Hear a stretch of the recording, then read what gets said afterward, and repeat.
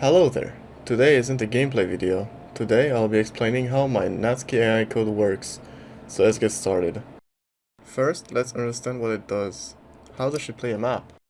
Well, that's easier than you think. So let's imagine I want to make the AI play this map. I'll open the file in the song folder.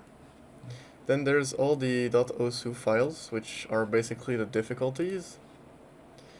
And in that, I got my software right here. And basically what it does is you take this and then you browse to the map you want to go. Then you look for the right diff. In my case it's this one. You apply the mod, the mod I want. So let's imagine the HDZT. This is basically the ACK I want. I'll put it on the minimum because I want it to assess or some shit. Then that's the jitter, so that's how the cursor will kind of move when it kind of does nothing. Then you generate it, then it's finished, you know. Then you open it, and then it just exists.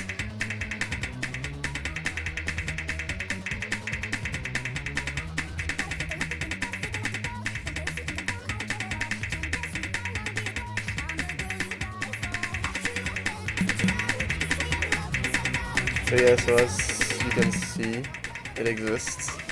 And for the renders of the scores, I use Denser. So yeah, it's kinda easy and it works fine, I guess. I'll let the play end.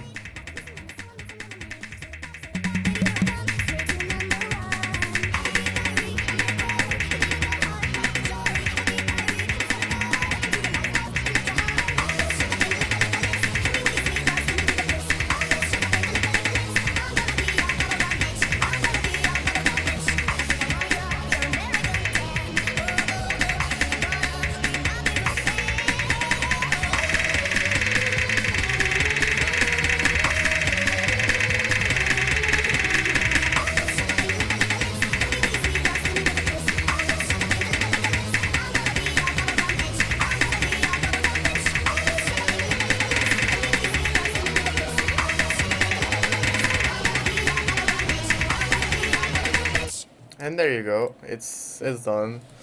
So that's what I do most of the time. Now let's explain what's actually happening more in depth, as we're here for that after all.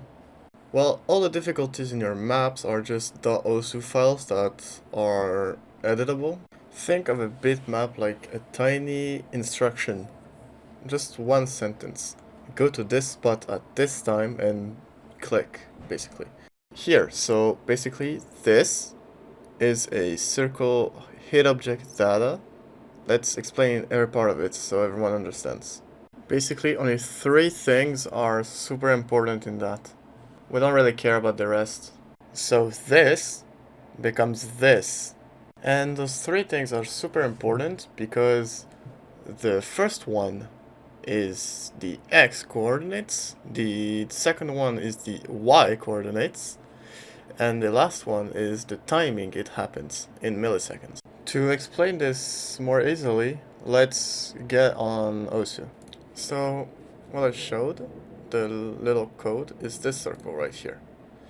So as you can see in the notepad, it's the exact same code, and what this means is basically 424 is the x coordinates on this. I believe it can't go past 500.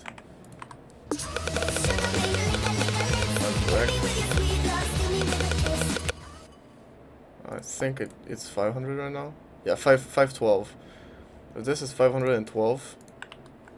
The other one was 424. Let's put it back.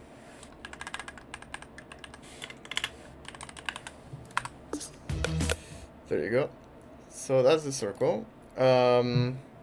It's the same on the y. If you check, the y should be 512 now. Yeah, 384. So it's 512 by 384. And what And the last one, the 2028, means the time in milliseconds. So right here, you see it's 2 seconds, 0.28 milliseconds. So in milliseconds, that's 2028, of course. So that's what it does right here. So you only need those 3 coordinates to be able to read an entire map. And so basically just FC anything, I guess, with the AI. Because it basically just reads this. And basically what the AI does is that, like, it takes the X and Y coordinates and the time in the map, and it basically reads it and like exports it as a replay. So if I launched it right now, I would just have the AI perfectly on the first circle, ready to click already. So as you can see, I placed some circles really randomly, and like I can continue, but it doesn't really change anything. But yeah, there you go. Then we open this, open the indepth, and basically we got 2 mods, but I mostly use human mode, so yeah, it just gives us random UR based on the OD of the map. And then you see, like,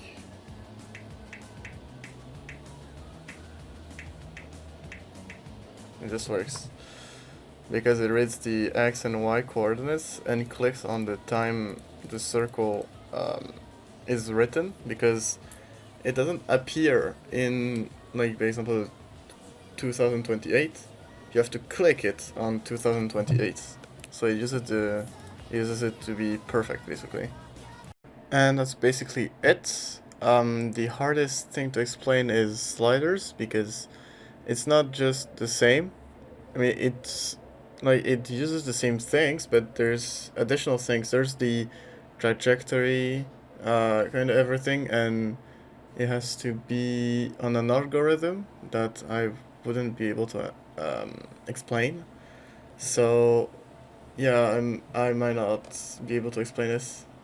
Okay, so by example, this slider has this code, and basically what it means is that basically it starts at 317 on the X and 25 on the Y,